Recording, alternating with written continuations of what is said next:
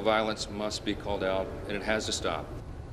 House Speaker Mike Johnson calls on everyone to take a stand as the country reels from today's assassination of political activist Charlie Kirk. Kirk died after being shot in the neck at Utah Valley University, north of BYU in Orem today. That suspect on the run tonight. I'm Tyler Lopez. I'm Janice Rebholz. Kirk grew up in the Chicago suburbs and became a trusted confidant of President Donald Trump, who has ordered American flags to fly at half-staff through Sunday. The reaction to the shooting has been bipartisan. With tonight's top story, we turn to Taylor Fleming from the newsroom. Taylor. Tyler, Janice, the murder of Charlie Kirk has led to politicians on both sides of the aisle agreeing to condemn it. Political experts say attacks like this are on the rise throughout the United States.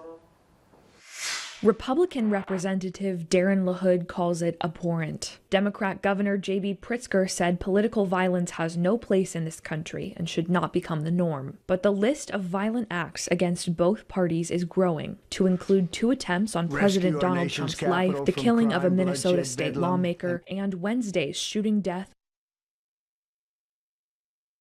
Political scientists like Bloomington's Terry Renner says that violence like this is on the rise, but it's not without precedent. Decades ago, there were several political assassinations close together, figures like JFK and Martin Luther King Jr.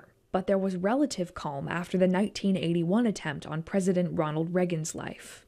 We've gone through about 30-some years where we didn't have a rave of this. We didn't have a constant series of attempts and violence, which now we've had in about the last 5 years. There are several contributing factors to the present moment. Bloggers and social media exaggerate and use inflammatory language. Renner says conspiracy theories haven't helped either, nor has inciting language from elected officials and others in the political space. But by going so far that you almost lead people to the brink of violence is something that should be unacceptable, not just in America, but in any democracy. Johns Hopkins University professor Liliana Mason said that increasing partisan hate has contributed to the problem, as well as the existential stakes of politics. Renner called on organizations hosting guest speakers to improve their security measures. He also encouraged people attending political events to alert security officers if they see something strange.